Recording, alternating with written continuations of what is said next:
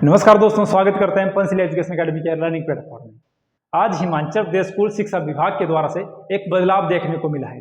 जो RNP rule जो नियम बनाए गए थे उनमें थोड़ा सा बदलाव किया गया है। RNP रूल मतलब जो रिक्वायरमेंट और प्रमोशन संबंधी जो नियम होते हैं एजुकेशन विभाग में, जो अध्यापक रखे जाते हैं यानी कि प्रमोशन की जाती है टीचरों की, उसमें जो रूल बनाए गए थे थोड़ा सा बदलाव किया गया है। ये बदलाव क्या किया गया है, इसमें कौन कौन चीज़ें नई लाई गई है या कौन कौन चीज़ें पुरानी हटाई गई है, इसको हम ध्यान से देखेंगे। ये नोटिफिकेशन निकाली गई थी 6 जून 2024 को, लेकिन आज ये पब्लिकल हुई है न्यूज़। और इसमें क्या बोला गया है कि जो बदलाव किया गया है Himachal Pradesh public service commission के द्वारा, ये यहाँ से लेटर आया हुआ है। इसमें क्या बोला गया है, जो TGT स्पेशली है, TGT के लिए जो नियम बनाए गए थे, जो इनको रखा जाएगा या इनकी क्वालिफिकेशन क्या थी, एज के लिए क्या इसमें कंडीशन रखी गई थी, इसमें थोड़ा सा हल्का सा बदलाव किया गया है। तो देखते हैं कौन कौन से इसमें बदलाव किए गए हैं। पहले इसमें ये बोला है कि जो नया आयोग बनेगा उसके माध्यम से यहाँ पर भर्ती की जाएगी। यहाँ हिमाचल प्रदेश राज्य चयन आयोग हमीरपुर और डिस्ट्रिक्ट हमीरपुर। अब देखने को ये लग रहा है कि हिमाचल प्रदेश में जो आयोग बनाया जा रहा है वो थोड़ा सा इसमें हरकत तेजी में देखने को मिल रही है, क्योंकि बार बार हिमाचल प्रदेश में स्कूल शिक्षा विभाग में बार बार यहाँ विभाग के द्वारा से सरकार को बताया जा रहा था कि पोस्टें खाली चली हुई, कई स्कूल ऐसे जहाँ पर एक भी टीचर नहीं है, इन पोस्ट को जल्द जल्द भरा जाए। लेकिन जो हमारा आयोग था वो ना होने के कारण थोड़ा सा इसमें डिले किया जा रहा था। लेकिन अब लग रहा है धीरे धीरे जो आयोग भी बनकर तैयार किया गया है, जल्द ही आपको नया कमीशन देखने को मिलेगा। उस कमीशन के लिए जो रूल बताए गए थे, यानी अब लगेगा जल्द ही इसमें नया कमीशन देखने को हमें जल्दी मिलेगा। लेकिन जो रूल थे इसमें थोड़े से बदलाव किए गए थे, उसमें थोड़ी सी अपडेट किए गई है इसमें। अब देखते हैं अपडेट क्या किए गए इसमें। पहले बोला गया कि जो TGT की जो पोस्ट है हिमाचल प्रदेश में, जो वर्तमान में जो खाली चली हुई स्कूलों के माध्यम से, जो इस नोटिफिकेशन में बताया गया है वो बताया गया है 14,224 इतनी पोस्टें हिमाचल प्रदेश में क्या है वर्तमान में खाली चली हुई है TGT की। तो यानी कि बहुत अच्छा मौका है, जो बच्चे एग्जाम की तैयारी कर रहे हैं या थोड़ी सी पढ़ाई से भी कनेक्टिविटी बनाए हुए हैं, बहुत जल्दी यहाँ पर कर्मचारी आयोग के द्वारा से फिर से यहाँ वैकेंसी निकाली जाएगी। हालांकि जब ये नोटिफिकेशन आई थी इसके कुछ ही दिनों बाद हम एक कमीशन की नोटिफिकेशन और देखने को मिलेगी। जिनकी पोस्ट क्या आंकड़ा बहुत बड़ा है, 14,224 पोस्टें हिमाचल प्रदेश में क्या चली हुई खाली चली हुई।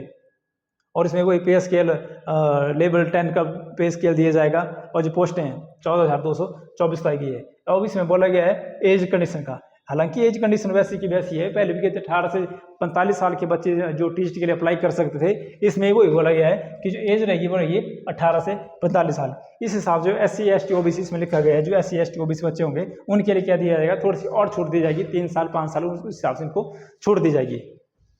और जो रूल बताए गए इसमें उनको देखते हैं इसमें क्या क्या कंडीशन बताई गई है। पहले इसमें बात की गई है TGT आर्ट्स की।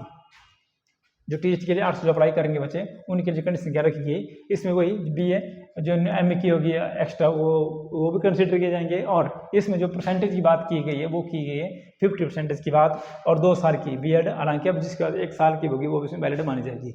और यह बोला है इसमें एक कंडीशन ना पूरी की जाएगी तो कंडीशन आप इसको भी फिलअप कर सकते हैं। पोस्ट ग्रेजुएट MA MCOM में जो भी किया होगा उसमें आपको कितने नंबर चाहिए, 55%। पहले यह आंकड़ा क्या था, 50% था, अब इसको थोड़ा सा बढ़ाकर कितना कर दिया है, 55% किया गया है। और इसके साथ जो सेकंड कंडीशन है +2 सीनियर सेकेंडरी स्कूल +2 में कितना नंबर होना चाहिए, आपके 50% होना चाहिए, और 4 साल की बैचलर की डिग्री होनी चाहिए एलिमेंट्री एजुकेशन की। इन चारों में से कोई एक कंडीशन अगर आप फिलअप करते होगी तो आप एलिजिबल है इस टेस्ट के लिए अप्लाई करने के लिए। और चौथा क्या बोला इन्होंने, इसमें वही सीनियर सेकेंडरी +2 में की होगी, ग्रेजुएशन BA BEd, और 50% के हिसाब से आपकी क्या होनी चाहिए, परसेंटेज होनी चाहिए। और जिन्होंने स्पेशल एजुकेशन की होगी उनके लिए उनको कितना चाहिए, 50% कम से कम कंडीशन चाहिए कि 50% नंबर आपके उस ट्रेनिंग में कंपल्सरी होने चाहिए, या 10th में या +2 में या ग्रेजुएशन में या BEd में तो 55% इसमें कंसिडर किया गया है। और साथ में क्या बोला गया इसमें, टैट तो सभी के लिए कंपल्सरी है। इसमें बोला गया कि pass in the teacher eligibility test, जो कि टैट जो हर साल 6 महीने बाद निकाला जाता है, वो सर्टिफिकेट आपके पास होना कंपल्सरी है। अगला इन्होंने बताया है नॉन मेडिकल के लिए।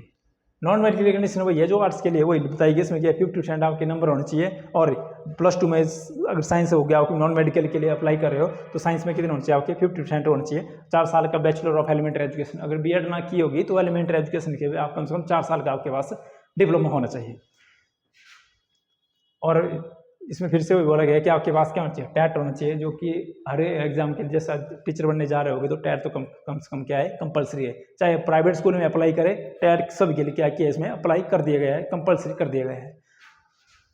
इसके बाद मेडिकल के लिए वही बोला गया कि 50% आपके पास क्या कंपलसरी होना चाहिए, MSc इन जियोलॉजी बॉटनी।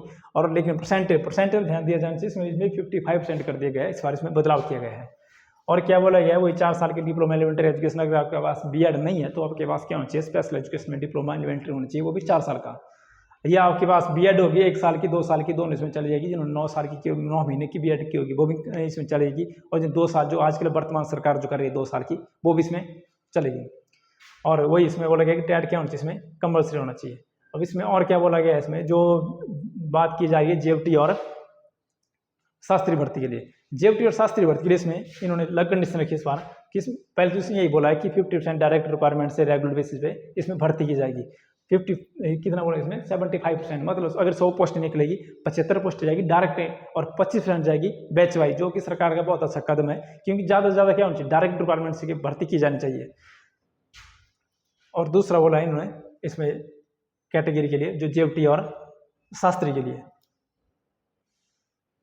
तो इसमें इन्होंने बोला है ये रोस्टर के हिसाब से इनकी अपॉइंटमेंट की जाएगी, मतलब इनके डायरेक्ट पोस्ट नहीं निकाली जाएगी, इनके डिस्ट्रिक्ट के हिसाब से पोस्टें बांटी जाएगी। SC ST OBC general category के हिसाब से इसमें पोस्टें बांटी जाएगी, डायरेक्ट पोस्ट नहीं निकाली जाएगी।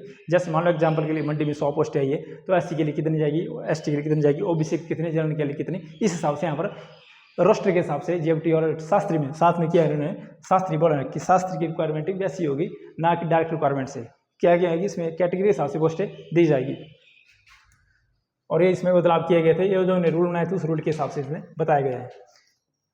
बस इसमें यही था, इसमें जो कंडीशन निकाली गई थी भर्ती के हिसाब से, और टीएसटी मेन था ये टीएसटी के लिए। टीएसटी के जो बदलाव किए गए थे उसमें बताया गया है। अगर इसको बच्चों को PDF चाहिए, इसको हम डिस्क्रिप्शन में देख लेंगे, आप वहाँ से इसको ध्यान से पढ़ सकते हैं।